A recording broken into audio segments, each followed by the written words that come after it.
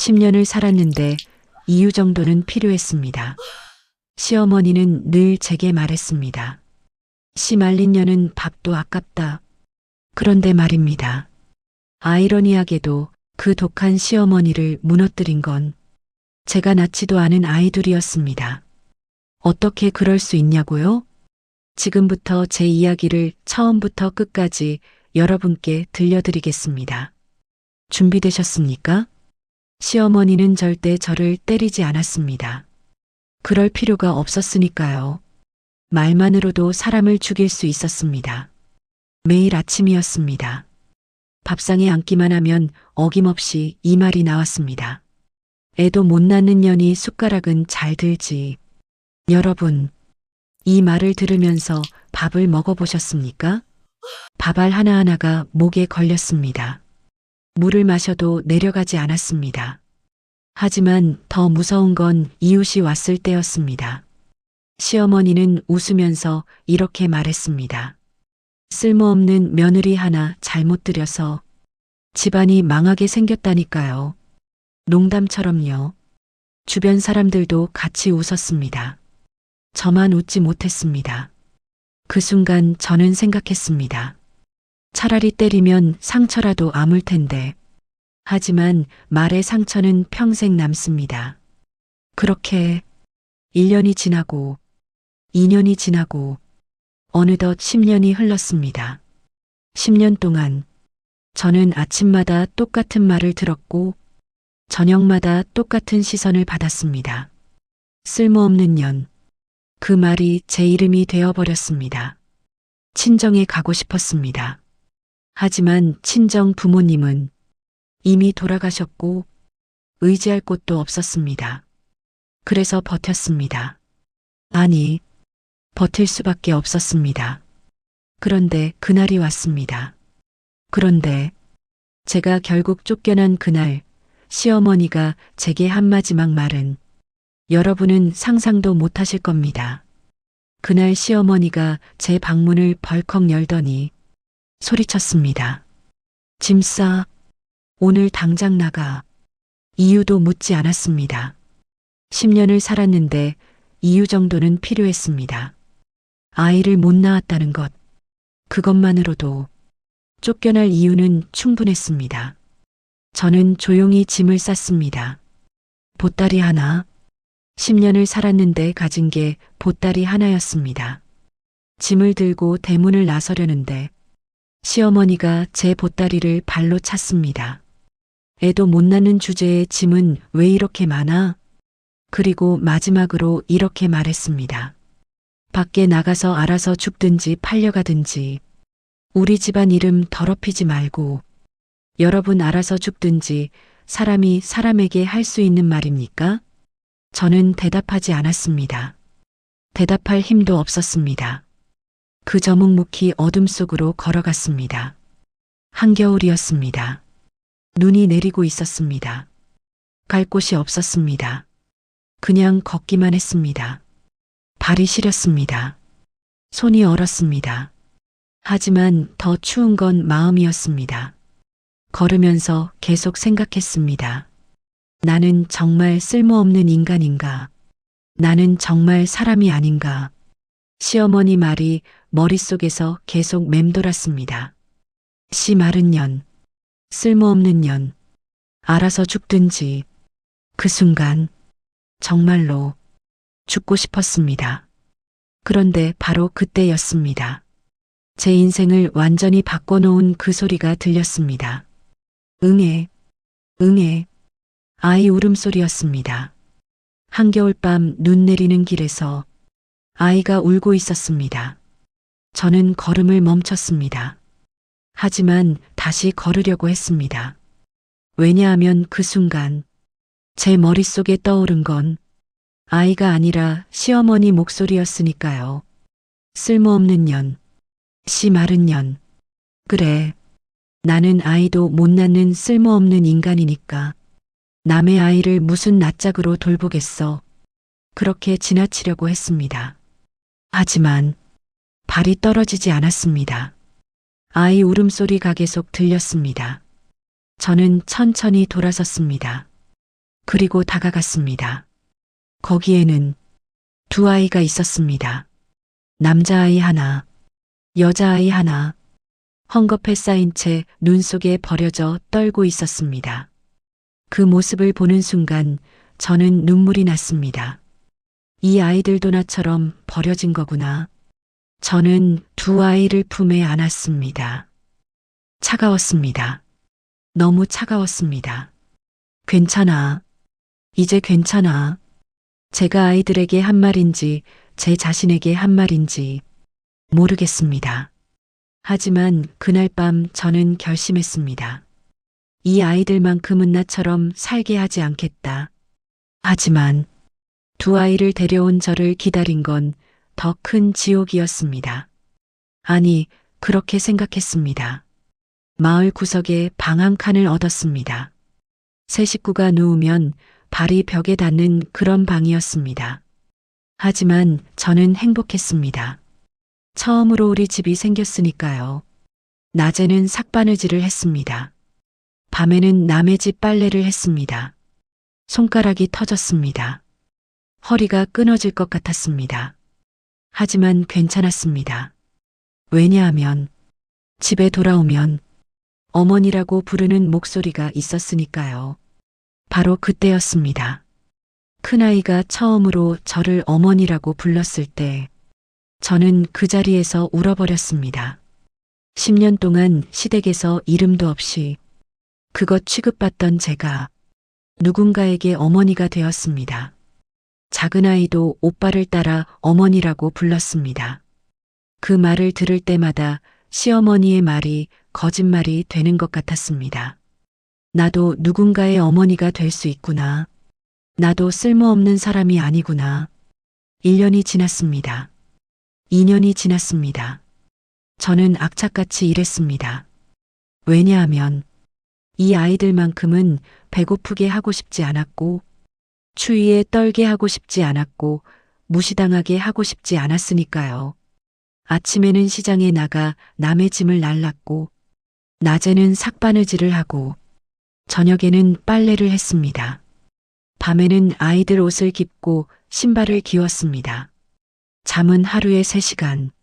그것도 아이들 사이에 끼어 조금씩 자는 게 전부였습니다. 하지만 행복했습니다. 진짜 행복했습니다. 그런데 3년쯤 지났을 때였습니다. 큰아이가 보여준 어떤 모습이 저를 깜짝 놀라게 했습니다. 어느 날 큰아이가 동네 서당 앞을 멍하니 서서 들여다보고 있었습니다. 저는 큰아이에게 물었습니다. 왜 그래? 큰아이가 조용히 말했습니다. 어머니, 저도 글을 배우고 싶어요. 글을. 서당은 부잣집 아이들이나 가는 곳이었습니다. 우리 같은 가난한 집 아이는 꿈도 꿀 수 없는 일이었습니다. 하지만 저는 고개를 끄덕였습니다. 그래. 저는 제가 아는 글자를 아이에게 가르쳤습니다. 시댁에서 10년 살면서 몰래 배운 천자문이 전부였습니다. 큰아이는 한 번 보면 잊지 않았습니다. 놀라웠습니다. 일주일 만에 천자문을 다 외웠습니다. 그리고 동네 서당 앞에 가서 담 너머로 귀동냥을 했습니다. 선생님이 가르치는 걸 담 너머에서 다 듣고 외웠습니다. 어느 날 서당 선생님이 큰아이를 발견했습니다. 너 얼마나 들었느냐? 큰아이가 대답했습니다. 그리고 그날 배운 내용을 처음부터 끝까지 다 외워서 말했습니다. 선생님이 깜짝 놀랐습니다. 이 아이 범상치 않구나. 작은 아이는 숫자에 강했습니다. 시장에 가면 장사꾼들이 속이는 걸 단번에 알아챘습니다. 어머니, 저 아저씨 무게를 속였어요. 어머니, 저건 계산이 틀렸어요. 처음에는 신기했습니다. 그런데 한 번도 틀린 적이 없었습니다. 한 번도요. 저는 작은 아이에게 간단한 장부를 맡겼습니다. 우리 집 수입과 지출, 작은 아이는 한 푼 한 푼 정확하게 기록했습니다. 그리고 이렇게 말했습니다.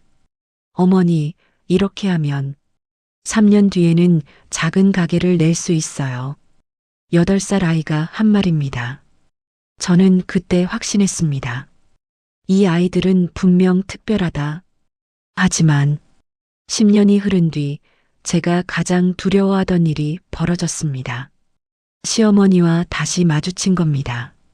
10년이 흘렀습니다. 아이들은 훌륭하게 자랐습니다. 큰아이는 18살이 되어 법률을 공부하는 선비가 되었고, 작은아이는 15살이 되어 작은 가게를 운영하는 상인이 되었습니다. 어느 날 마을 우물가에서 물을 기르려고 했습니다. 그때 어머, 너 아직도 살아있었니? 그 목소리, 10년이 지났지만 절대 잊을 수 없는 그 목소리, 시어머니였습니다. 저는 고개를 숙였습니다. 겨우 이 꼴로 살고 있구나. 10년이 지났지만 여전히 그 사람 앞에만 서면 몸이 굳었습니다. 시어머니는 저를 위아래로 훑어보더니 비웃었습니다. 역시 쓸모없는 년. 그때 제 옆에 있던 큰아이와 작은아이를 봤습니다. 시어머니의 눈빛이 변했습니다. 이게 뭐야? 애를 낳았어? 저는 빨리 대답했습니다. 아니요. 제가 키우는 시어머니가 큰 소리로 웃었습니다. 거지년이 거지 새끼를 참 야무지게도 키웠네. 그 말을 아이들 앞에서 했습니다. 저는 10년 동안 시어머니에게 어떤 말을 들어도 참았습니다. 하지만 그때는 처음으로 분노가 치밀어 올랐습니다. 나한테는 그래도 돼. 나는 익숙하니까. 하지만 이 아이들한테까지, 이 아이들한테는 절대 안 돼. 제 손이 떨렸습니다. 하지만 큰아이가 제 손을 꼭 잡았습니다. 그리고 조용히 말했습니다. 어머니, 괜찮아요. 그런데 제가 몰랐던 게 있었습니다. 그날 이후 아이들이 뭔가를 준비하고 있었다는 걸. 그날 이후 큰아이는 밤마다 무언가를 적었습니다. 뭐하니? 법률을 공부하고 있어요, 어머니. 법률. 왜 갑자기 법률을 공부하는지 저는 몰랐습니다. 작은아이도 장부를 뒤적이며 무언가를 계산했습니다. 너도 뭐하니? 옛날 일을 정리하고 있어요, 어머니. 옛날 일.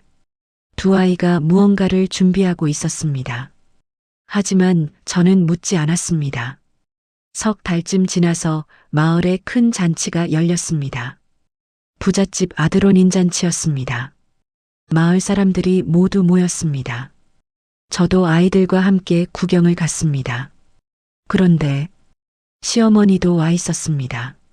시어머니는 여전히 거드름을 피우고 있었습니다. 그리고 저를 발견했습니다. 시어머니가 큰 소리로 사람들에게 말했습니다. 저기 봐요. 저 여자가 우리 집 며느리였던 사람이에요. 사람들이 저를 쳐다봤습니다. 애도 못 낳아서 쫓아냈는데 어디서 애를 주워와서는 자기가 낳은 것처럼 키우고 있더라고요. 사람들이 웅성거렸습니다. 시어머니는 계속 말했습니다. 저런 애들 키워봐야 부모 닮아서 천한 짓만 할 거예요. 제 얼굴이 화끈거렸습니다. 손이 떨렸습니다. 하지만 아무 말도 할 수 없었습니다. 그때 큰아이가 앞으로 나섰습니다. 그리고 큰아이가 입을 열었습니다. 그 순간부터 모든 게 바뀌었습니다. 큰아이가 또박또박 말했습니다. 할머니, 그 말씀은 법에도 도리에도 맞지 않습니다. 주변이 조용해졌습니다.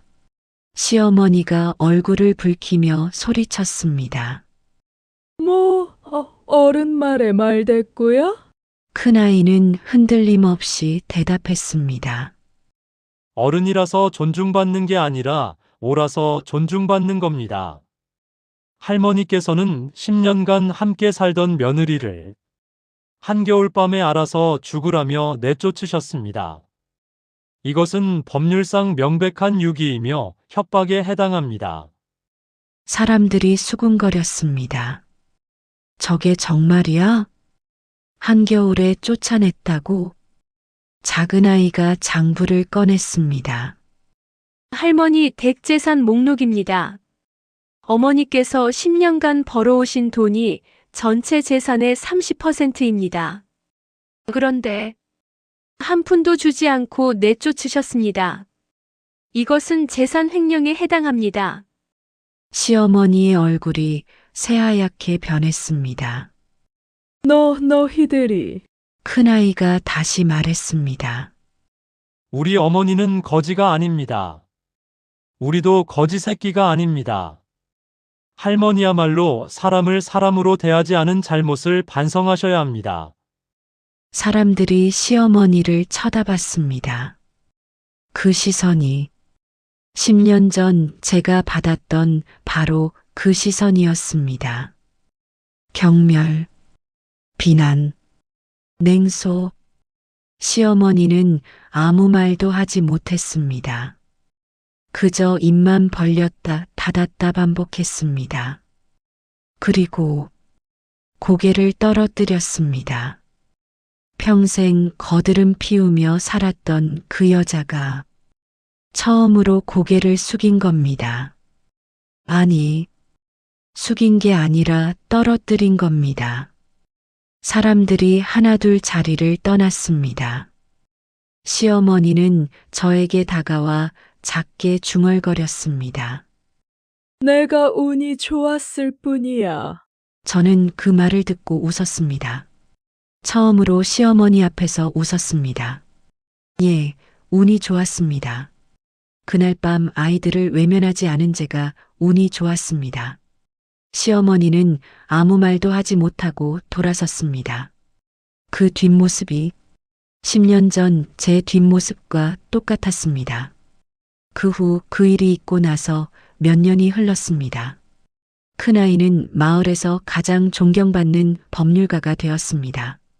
작은아이는 성공한 상인이 되어 많은 사람을 고용했습니다. 그리고 저는 훌륭한 어머니로 불리게 되었습니다. 사람들이 제게 물었습니다. 어떻게 그렇게 훌륭한 자식을 키우셨습니까? 저는 이렇게 대답했습니다. 사랑했을 뿐입니다. 쓸모로 보지 않고 사람으로 봤을 뿐입니다. 시어머니는 그 후로 아무도 찾지 않았습니다. 평생 체면으로 살았던 사람이 체면을 잃은 겁니다. 저는 그 모습을 보면서 불쌍하다고 생각하지 않았습니다. 왜냐하면 끝까지 반성하지 않았으니까요. 시어머니는 평생 말했습니다. 사람은 쓸모로 사는 거다. 하지만 그 말이 틀렸다는 걸 증명한 건 제가 낳지도 않은 아이 둘이었습니다.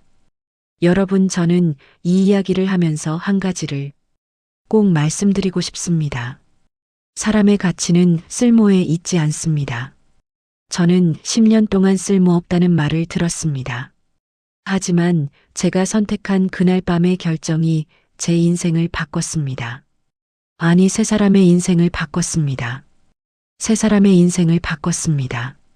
저와 두 아이의 인생을요. 많은 분들이 이 이야기를 듣고 복수 이야기라고 하십니다. 맞습니다.